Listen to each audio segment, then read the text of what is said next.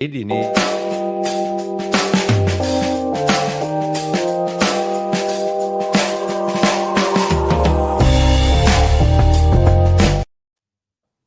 And welcome back to the newest installment of the Bull Time Investor. Once again, Corey Marlowe here with our co-host Adam Johnson. Hello, Adam.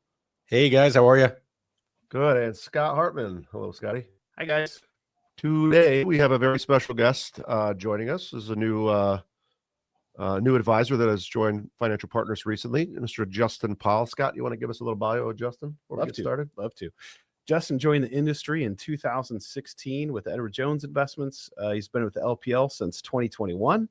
He attended Western Carolina University and holds a Bachelor's of Science in Music with a concentration in jazz piano and a minor in business administration. Justin lives at Lake Junaluska, just outside of Asheville, North Carolina, with his wife, Tiffany, his daughter, Layla, and his son, Steven. When not helping his clients and volunteering, you can find him focused on his family, cooking with his award-winning barbecue team, on stage, or in the studio with one of his musical projects. Attending concerts with his wife and their friends, and staying active and healthy through yoga, hikes, and jogs around the lake. Justin, welcome. Thanks. Good to be here, guys. Justin. Awesome, man. Well, obviously welcome and welcome aboard. So for the listeners that might not know you, can you share a little bit about your kind of path into the wealth management field and what drew you to Financial Partners? Yeah, sure. If we go back to when I made that career change out of the music business, we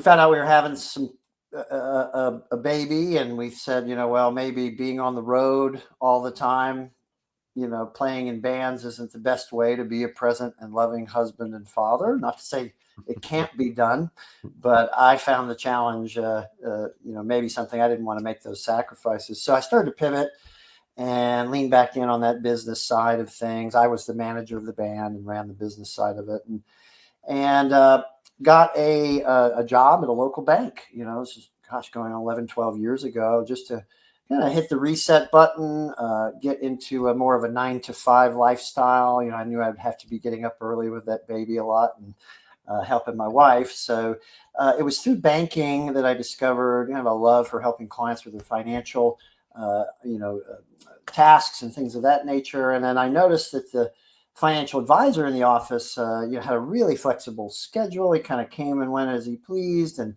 we were all sending him referrals. And I said, well, gosh, I wonder what he does in that office when he's in there. And so I started to look into it, and it really, really piqued my interest, and especially just the level at which you can go deep with clients into some really, really impactful things in their lives.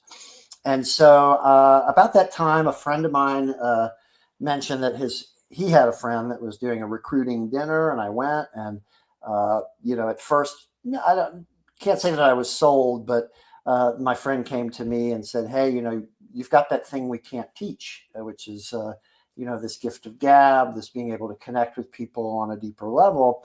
He said, we can teach you stocks, bonds, mutual funds, ETFs, annuities, etc. I really think you'd be good at this. And so I took the leap, and was with a firm that provides excellent training in how to get into this business and how to understand all the moving parts that we deal with clients. But after a while, I realized maybe it wasn't a place for a creative like myself. There were ways I wanted to market myself, and there's I wanted to come to my clients more authentically about who I am, so that I could attract clients that I would resonate with and that were ideal for me. And when I realized that path wasn't really available to me, I started to look at independence and as a financial advisor, and shopped around. I think I looked at about 6 different firms and found LPL to kind of provide the best of all worlds, right? So a large broker dealer, lots of resources, can get your clients' money in and out of markets efficiently, provide great, research and compliance oversight and all those things that, maybe we don't want to do in our office, so we can focus on the clients. Started with a firm there.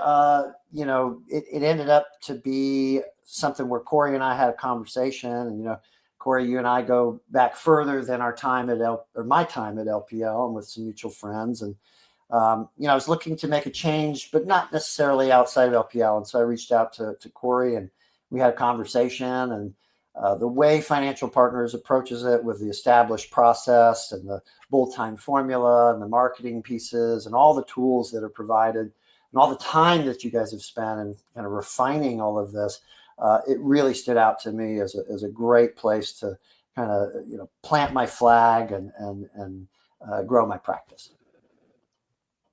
Awesome. Well, thanks for sharing that, Justin. I'll kind of tee it off just with a fairly open-ended question, but I mean, what do you find most rewarding about working with families and business owners on their financial planning process? Yeah, I was looking at the demographics of my book this morning, and a lot of my book is in that 40 to 50-year-old range of business owners, right? I really gravitate to them because that's who we are at Financial Partners. We're business owners. We're independent advisors. We own our own practices. We partner together to pool resources and tools and ideas. But in the end, we're business owners, and so they've always just resonated with me. And I think it's what is the most exciting is after you've worked with a client for a while and you've put into practice a plan for them.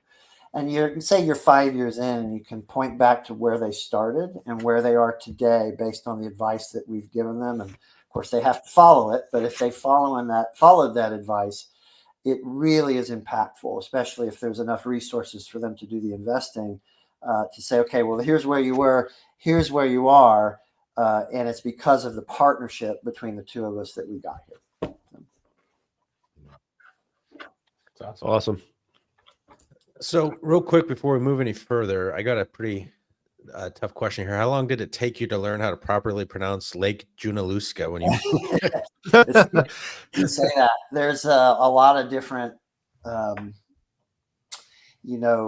Native American, First Nations names for areas. I'm in the Asheville, North Carolina area, so Smoky Mountains and Blue Ridge Mountains, and Pisgah National Forest, where all that meets. And so it's the heart of the Cherokee people, and so you get all of these different names. But yeah, I got it pretty quick because I listened to how people got it. But yes, it's Lake Junaluska, and there actually was never a real. Sorry about butchering that. That's okay. No, really good. So it's an interesting story there. I encourage you to look it up online if you're curious as to where that name comes from, and it's kind of interesting. So, your background in music, what helped from your music background in your switch and your pursuit of getting into financial planning? That's a great question. There's a lot of music majors in banking and finance, more than people might assume. And when you're a music major, you start at 7:30 or 8 a.m. day one in your major. And that class is the theory of music. And that's just the math of it all. Right? What are the numbers? How can we apply numbers to the things we hear, and how can we structure that into a process to create a different style, right? So I always tell people, like, a portfolio is a lot like an orchestral piece of music, right? It's all these moving parts that have to work together in harmony, for an end, that we're trying to achieve, which is, so I think there's a lot of the same synapses in the brain that fire when you're talking about music, especially in composing, as to what we do. But then on the other side of that, the business itself, you got to learn to take no for an answer, or like be able to handle rejection, I should say, in the music business. And I think that's given me something that, we are business owners. We're out there trying to find clients, especially in the beginning when you're just getting started, to be able to let that roll off and move on to the next one. Is something that the music business really helped me with. So. Awesome. Nice. So speaking of Asheville, I'm headed down to your neck of the woods on Monday. Financial Partners is main sponsor for the Asheville Business Summit coming up this coming Monday and Tuesday. Can you give us a little snapshot of kind of what the event's all about, what the listeners can expect and attendees? Yeah, sure. So the Asheville Business Summit, I believe it's the fourth one they've done. It's this one in particular. It's typically, we bring a bunch of the area business owners together for networking. There's sponsors that, are showcased, and we have keynote speakers and, various different, it's a 3-day event. So there's a kickoff party, there's a VIP dinner the night before, and then the event itself runs from about 8 a.m. to 4 p.m. with speakers and, a chance to get together. This one in particular is really carries a lot of weight because we're coming out of, and we're coming up on the year anniversary when Hurricane Helene came through our area and really did a lot of damage. And that's an understatement. We can talk a little bit more about that. But so this particular summit is a catalyst. And it's a place where, entrepreneurs and innovators and change makers can gather to learn and grow and lead with purpose. But really focusing on, okay, where do we go from here, and how do we create and embed resilience into our economy, into our spirit, into our culture, into our town, and into our systems. We lost all communications. Asheville didn't have water for 52 days, so almost 2 months. You had a pretty good sized city without running water, no internet, no phones. It was wild to experience and to be a part of. So I think this one in particular is very special, in that we're all kind of coming together in this way to look towards the future. And I know you're doing one of the keynote presentations, and you want to just kind of give them a preview, a teaser of kind of the topic and what you're covering. Yeah, so mine, it's kind of the kickoff speech to kind of bring everybody into their seats and kind of set the tone, right? And so the title of my talk is, the intersection of crisis, healing, and business leadership. So we'll talk a little bit about what happened, right? We'll talk about some of the healing that needed to occur in the immediate aftermath and needs to occur going forward. And that can take the form of spiritual healing or healing our business community. And I'll talk a lot about how we can do that and how we can support each other in that. And then our role as business leaders in applying our resources, our time, our expertise to the nonprofits in the area who's honestly have just seen a lot of funding cut to them over the last year, and how it's our responsibility to step up and help lead us to a more resilient future in Asheville. What's been the impact that the summit's had on the business community there in Asheville so far? Yeah, so last year the summit drew in almost 400 business owners from the region, which was great. And when I can point to partnerships that were born out. I think that's a big thing, right? There's a lot of new introductions and networking and partnerships, people finding ways to work together for their clients. There's people there that might do something that you want to outsource, and you can find those people at these types of things. And but I think moreover, it's just community, right? It's getting together. It's that, okay, I'm a business owner, you're a business owner. Let's chat about what our challenges are, what our success is, and then let's get some really good food for thought from these speakers, right? And often a great keynote speaker will help kind of pull away the blinders, right, and make you see something or give you some insight. That I always look for like 3 things to take away, like from these events, or whether it's conference, San Diego, or when we go up to meet in Chicago and in Crystal Lake and those types of things with Exemplar. I want 3 really key things that I can pull and apply when I get back. So I think it's good for that. Awesome. Is there any, I did kind of peruse over the agenda briefly, but are any specific sessions or speakers or networking events that are at the summit that you're looking forward to? Yeah, I think, so I say it right, I've got it pulled up. The speakers that come after me, where I'm talking about crisis, healing, and business leadership, are Jillian Bellinger and Angie Flynn McIver. And they're going to talk, they're going to give a talk from chaos to catalyst, turning uncertainty into strategic opportunity. So you're going to see this kind of through line of, okay, we've had this crisis where we've done the immediate aftermath, things are up and running again. And so how do we turn all of this, how do we not let a crisis go to waste? Right. We've had this big change.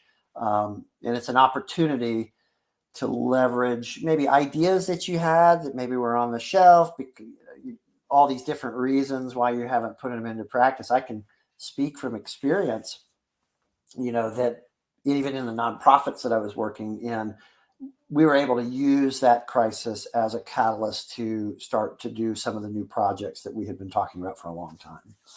So that's going to be great. And then hearing from some of the other local speakers, my business coach, Bill Gilliland, we'll talk about, looking at what's holding you back and learning how coaching reveals solutions faster than overthinking can. So again, pulling away blinders. So I'm excited to hear him speak. He's always really great. And there's a bunch of other great ones coming up. So. Awesome. Speaking about nonprofits that you're involved with, can you? I know you're on the board at the Pearl Institute. Yeah. For those unfamiliar, can you just kind of tell us about the mission and kind of how your heart led you to work with them, and how'd you get connected with them? Yeah, the Pearl Institute, formerly the Pearl Psychedelic Institute. The focus there is doing research, training, and reducing the barriers to access to psychedelic medicine in a clinical setting, right? So to bring these medicines into the mainstream through deep scientific research and ethical approach to treatment of patients. The Pearl Institute had the honor of being one of only 2 sites treating complex PTSD with MDMA as part of the phase 3 clinical trials that wrapped about a year ago. Those trials were to bring MDMA into practice, right? So what makes that a novel treatment is the combination of the therapy with the medicine. We've never had anything like that. FDA has never approved anything where you go for a protocol of therapy and talk therapy, you take the medicine, and then you do a protocol of integration on the back end, which is really the important piece. This is all to say that what we found, and I'm going to use round numbers because I'm actually not a doctor. I sit on the board. Yep.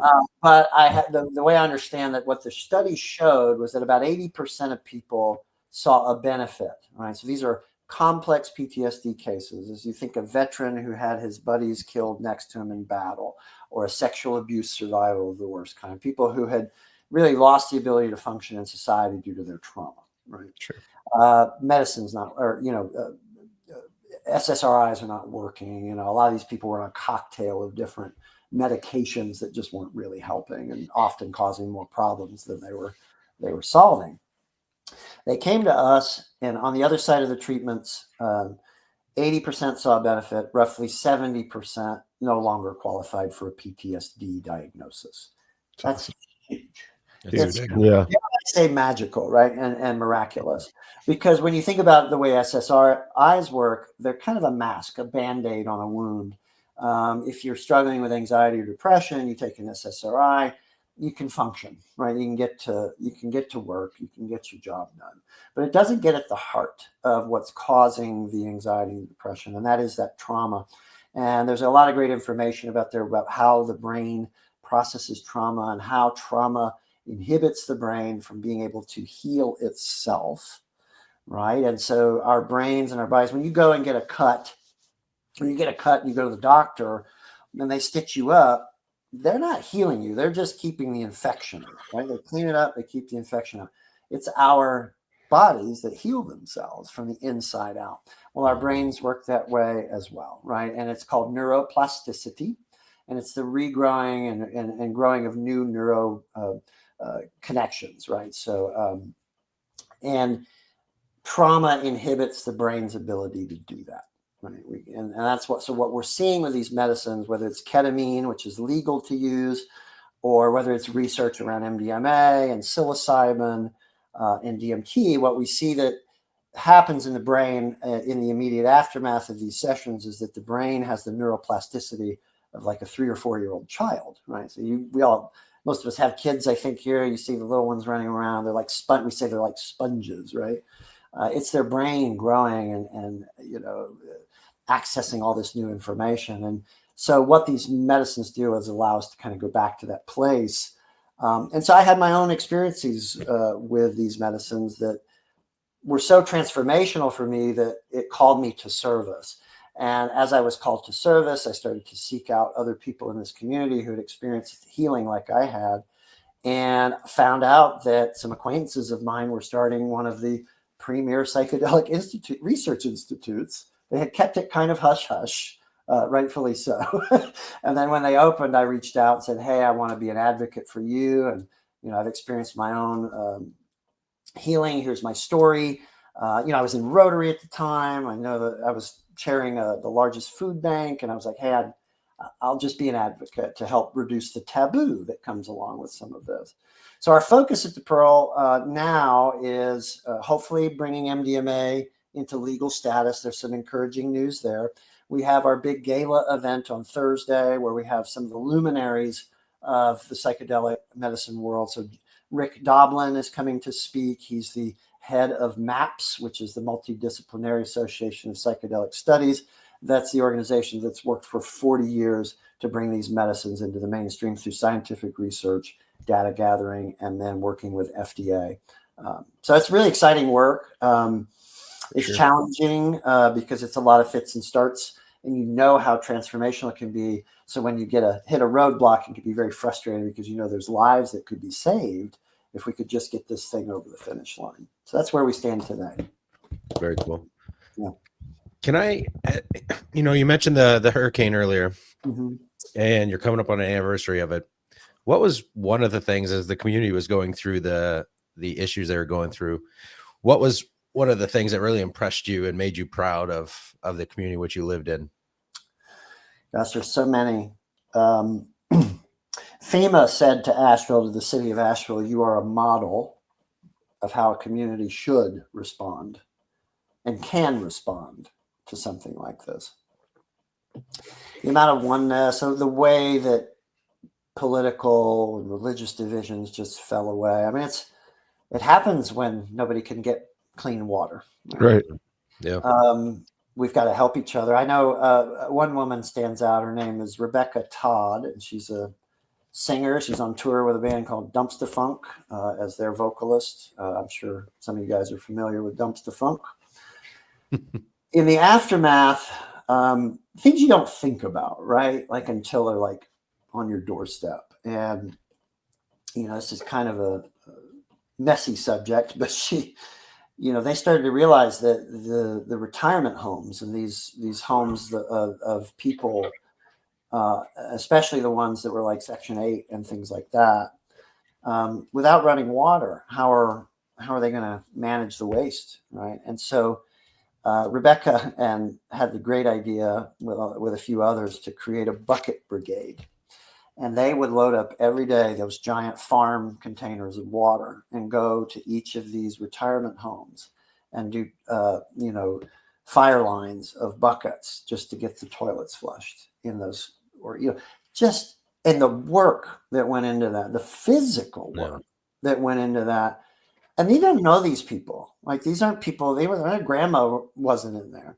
Or whether it was just finding places for displaced people. Like, we were scrambling to get people replaced because whole communities were white. Look up Chimney Rock, North Carolina. That's a whole town that was just wiped off the map, And so where do we put those people? My friend and, client who reached out and said, "Justin, I know you're on the board at the food bank. I'm worried about winter that's coming." Right. So we had people living in campers and some people living in tents, just a mile from my house. We had a whole trailer park that got washed away, and winter was bearing down on us. And these people are living in tents. Like, how do we keep them warm? And my friend said, let's call Lowe's and let's see how many, electrical space heaters and how many heaters can we get at a deep discount? And then we were just raising money. So I think what I'm most impressed by was people's ingenuity, right? Yeah. In solving the problems, like just running towards it. There were two types of people. There were people that left town, and there were people that, let's say three people who stayed to help, and then people who were just, lost everything. We're all like 1 degree removed from somebody who lost it all. Yeah. And if you have any sort of community in this area. And so to watch people just run towards helping each other and damn all the stuff that divides us, because we're in this together. So, Yeah, that's awesome. Community was able to rally and forget all the nonsense. big time. Yeah. Well, we're running out of time, but I got a couple more questions for you. So if you had to share one piece of financial wisdom or life advice, I guess, that you'd leave with our audience today, what do you think that could be? Don't ignore it. It's easy to reschedule that financial planning meeting. As we know, as advisors, Yeah, for sure. it's a lot of work, right? And that's why we call it a partnership, because we're here on our end doing our side, but we've got to have that engagement from the client. Yeah. And I think if you can just commit to, again, pulling away the blinders, going ahead and diving in, I find more often than not, people are presented with a picture that, when we provide that clarity, sometimes it's not as bad as they thought. It often can be a lot better than they thought. Or if it's not, hey, here's some steps we can take, right? Here's a clear path forward of what we can do to get you to that place. And so I think, I'm not going to say start yesterday. That's impossible, but don't put it off. If you're thinking about working with a financial planner, you've got financial questions that you needed answers to, go ahead and make that call today. Awesome. Great advice.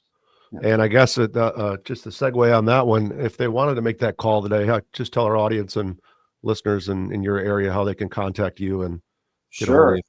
Yeah. So you can contact me directly at 828-400-1971.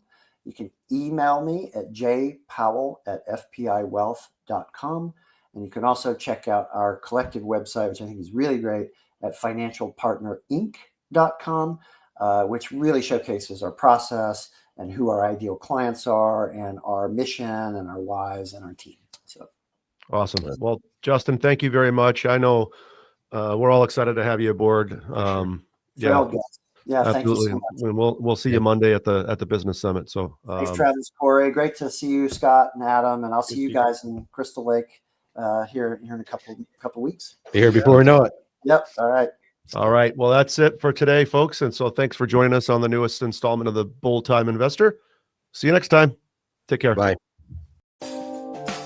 The opinions voiced in this show are for general information only and are not intended to provide specific advice or recommendations for any individual. To determine which strategies or investments may be suitable for you, consult the appropriate qualified professional prior to making a decision. Securities and advisory services offered through LPL Financial, a registered investment advisor. Member FINRA SIPC.